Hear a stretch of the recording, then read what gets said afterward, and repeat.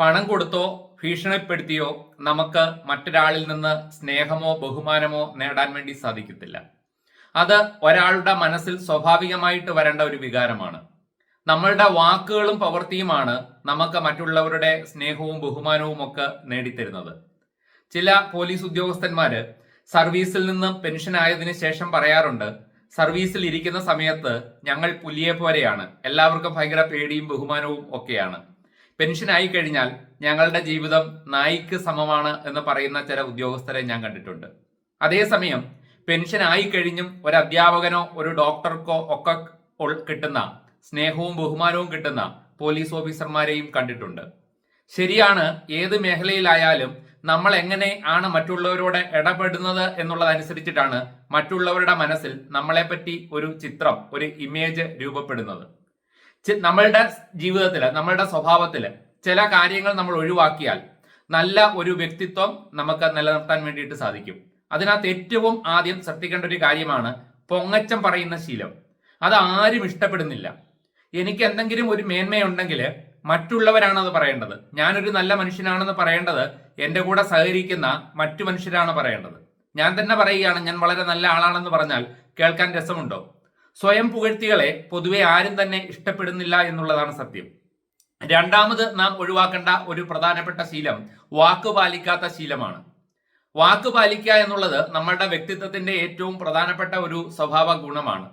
നിങ്ങൾ ഒരു സമയത്ത് ഒരു സ്ഥലത്ത് ചെല്ലാമെന്ന് പറഞ്ഞാൽ കൃത്യമായി ആ സമയം പാലിച്ച് അവിടെ എത്താൻ വേണ്ടിയിട്ട് നോക്കണം. അങ്ങനെയുള്ള ചെറിയ കാര്യങ്ങളിൽ പോലും ആൾക്കാർ നമ്മളെ ശ്രദ്ധിക്കുകയും വിലയിരുത്തുകയും ചെയ്യും. അതുപോലെ നമ്മൾ എന്തെങ്കിലും ഒരു വസ്തു ഒരാളിൽ നിന്ന് വാങ്ങിയാൽ കൃത്യമായി പറഞ്ഞ സമയത്ത് തന്നെ അത് തിരിച്ചു കൊടുക്കണം. പണമൊക്കെ കടം വാങ്ങിക്കുമ്പോൾ ആൾക്കാർക്ക് ഭയങ്കര സ്നേഹമായിരിക്കും. പക്ഷെ തിരിച്ചു കൊടുക്കേണ്ട സമയം ആകുമ്പോൾ പലപ്പോഴും പലരും ആ ഡേറ്റും ഒക്കെ മറന്നു പോകുന്നതായിട്ട് നാം കാണാറുണ്ട്. ഒരു പേന എഴുതാൻ വേണ്ടി നിങ്ങൾ ഒരാളുടെ കയ്യിൽ നിന്ന് വാങ്ങിയാൽ എഴുതി കഴിഞ്ഞ് കൃത്യമായി അത് തിരിച്ചു കൊടുക്കണം. അങ്ങനെ എന്ത് കാര്യമായിക്കോട്ടെ, വിലയുള്ളതോ വിലയില്ലാത്തതോ എന്തും ആയിക്കൊള്ളട്ടെ, നമ്മളുടെ വാക്കും പ്രവൃത്തിയും ചേർന്നു പോയാൽ അത് മറ്റുള്ളവരിൽ നല്ല ഒരു മതിപ്പ് നമ്മളെ പറ്റി ഉണ്ടാകാൻ ഇടയാക്കും. മൂന്നാമത് ശ്രദ്ധിക്കേണ്ട ഒരു കാര്യമാണ്, ഒരിക്കലും ഒരാളുടെ കയ്യിൽ നിന്നും ഒരു ഔദാര്യവും കൈപ്പറ്റാൻ വേണ്ടിയിട്ട് നമ്മൾ ശ്രമിക്കരുത്. ചില സന്ദർഭങ്ങളിൽ ആൾക്കാർ നമ്മളെ സഹായിച്ചെന്നിരിക്കും, അത് നമുക്ക് നോ പറയാൻ പറ്റിയില്ലെന്നും ഇരിക്കും.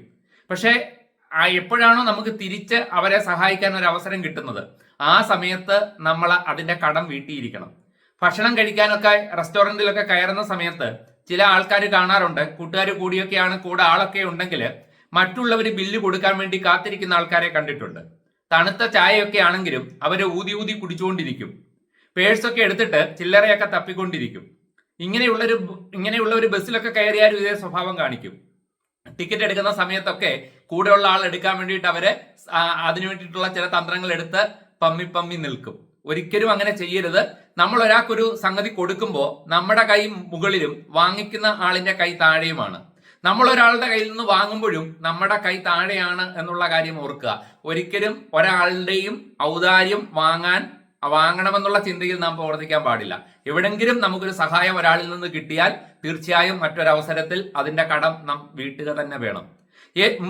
ഏറ്റവും പ്രധാനമായിട്ടുള്ള മറ്റൊരു ദുശീലമാണ് കാണുന്ന എല്ലാവരോടും കടം ചോദിക്കുന്ന ശീലം. പലർക്കും അങ്ങനെ ഒരു ശീലമുണ്ട്. കടം നമുക്ക് ജീവിതത്തിൽ വാങ്ങേണ്ടതായിട്ട് വരും. ചില സന്ദർഭങ്ങളിൽ മറ്റു മനുഷ്യരുടെ കയ്യിൽ നിന്ന് നമുക്ക് പണമൊക്കെ കടം വാങ്ങേണ്ടതായിട്ട് വരും. പക്ഷെ എല്ലാവരോടും കടം ചോദിക്കരുത്. പരമാവധി നമുക്ക് തന്നെ എന്തെങ്കിലും തരത്തിൽ അഡ്ജസ്റ്റ് ചെയ്ത് കടം വാങ്ങിക്കാതെ പോകാൻ പറ്റുമെങ്കിൽ അതാണ് നല്ലത്. നമ്മൾ എപ്പോഴായാലും മറ്റൊരാളോട് എന്തെങ്കിലും ഒരു വസ്തു കടം ചോദിക്കുന്നതും നമ്മളുടെ മൂല്യം കുറയ്ക്കാൻ ഇടയാക്കുന്ന കാര്യമാണ്.